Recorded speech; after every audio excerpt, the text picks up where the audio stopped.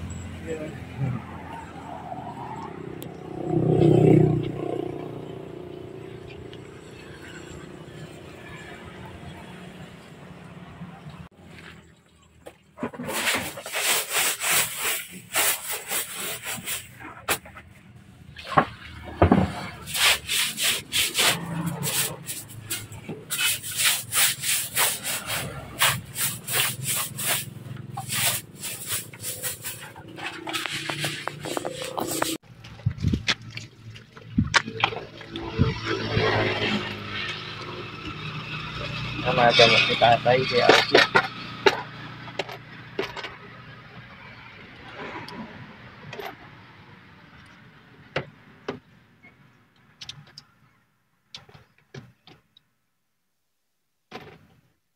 at pasok tayo sa bahay ni tatay. At ito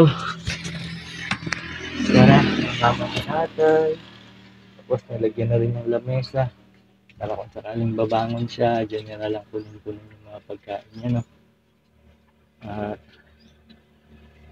ito, medyo maaliwalas na rin ang bahay ni Lolo. Maaliwalas na ang bahay ni Lolo. At itong manok, dapat maalis po ito, no? Yun. Okay.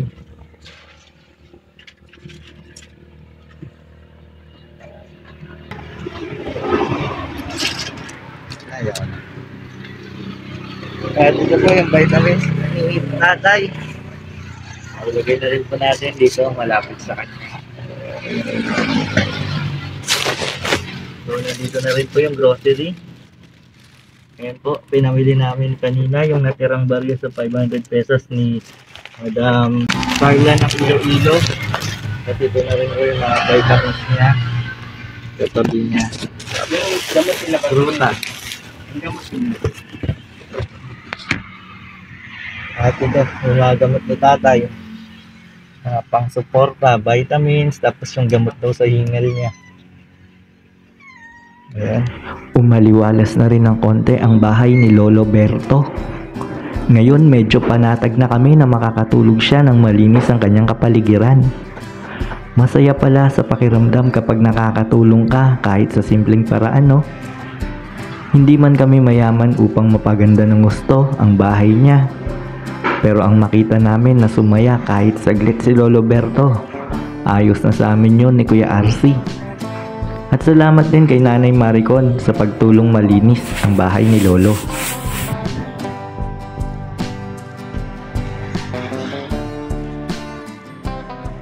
Ano po, si Kuya RC.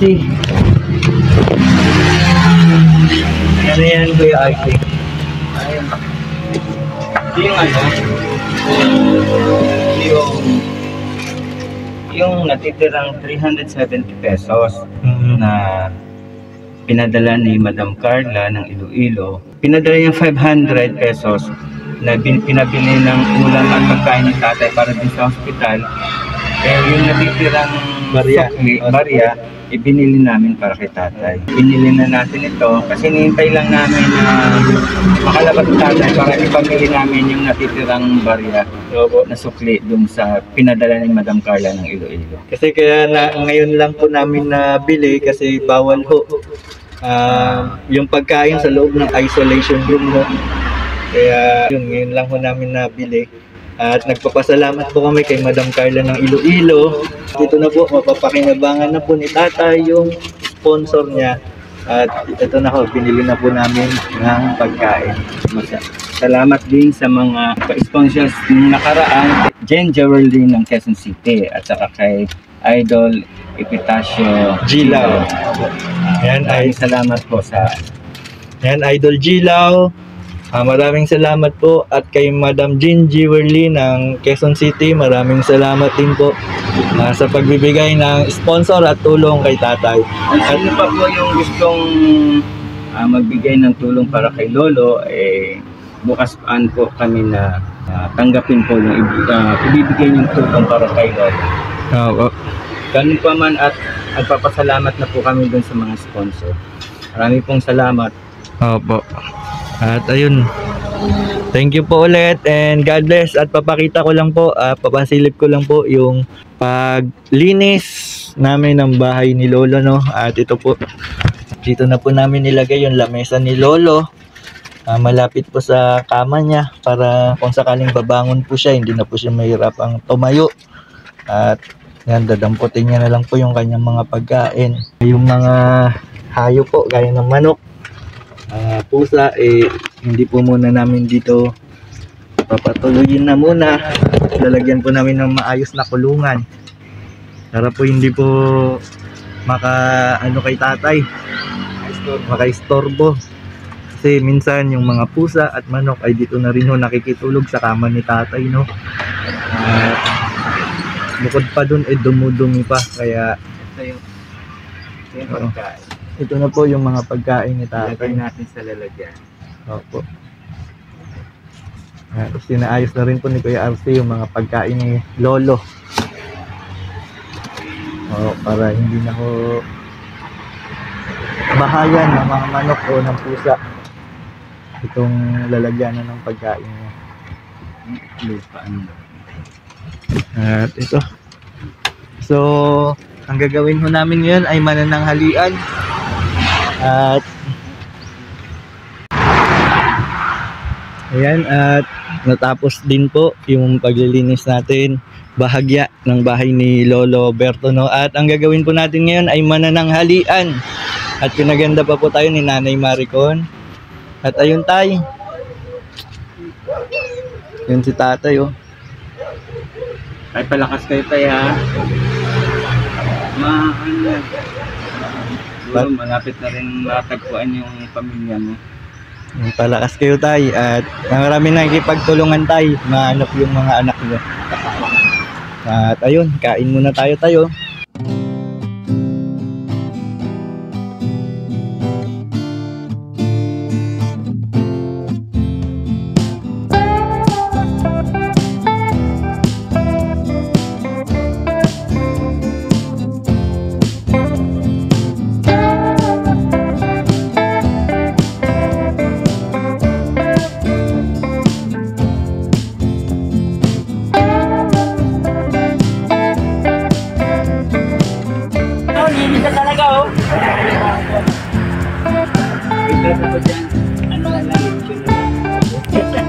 Baboy na lang yan. Lalong high blood. Ayunis na. Kailangan tatawag ka pa saan. Sabagay kung yan lang. Sama lang. Kailangan tatawag. Dalawa.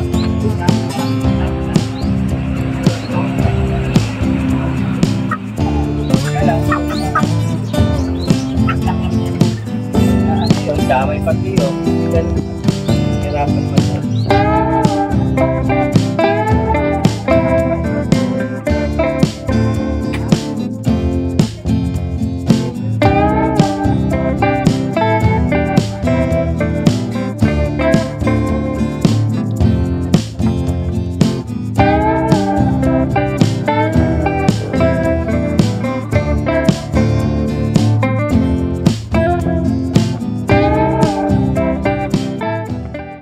Ito tay, ibigay ko sa iyo para gamitin mo na wag ka nang gumamit ng katol. Kasi mapasama sa baga tayo yung katol. Ito tay, para sa iyo, para hindi ka na magamit ng katol kasi yung katol masama sa baga. Ito po. Wala. Tapos ito pong pag naligo pa itong paminas mo. Ako na rin maglalaba. Salamat tayo. Thank you. Ay, Ayun na, thank kay you, Nanay Tol. Maricon. Salamat si Maricon at kung hindi dahil sa iyo tatay Sige lang po lalo kasi. lang Ganun lang madidepress. talaga. Paras lang kami na walang kami na lang magtutulungan. Ay, Kasi nakakatulong din yan sa akin. ilalaban niyo pa ba yan? Hindi na. Hindi na. Bago ito. I-ano na kaya natin, isabit. Sige. I-ano kaya natin ba? Para tatay. Sabit na yung kulambo para ready na. Iga na lang si tatay. Kulambo Kulambo. para sa lamok. Bigay ni Nanay Maricon. Ipatong na lang po ito sa ano, sa unan niya. Saan? Sa unan niya mamaya. Ilagay lang muna natin. Maintain na lang yung ano. Rhino, i-maintain na lang. Yun.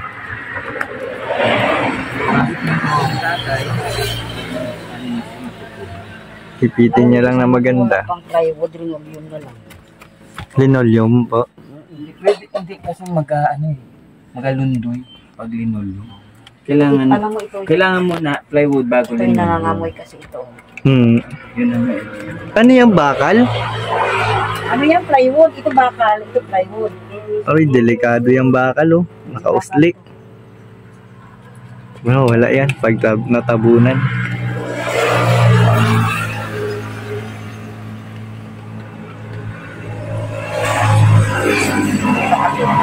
Matatay.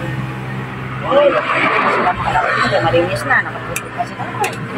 Mission accomplished para sa Team Tonical. At sa wakas, luminis na rin ang bahay ni Lolo. Don't forget to like and follow ang ating Facebook page at please subscribe yung ating YouTube channel. Maraming salamat po.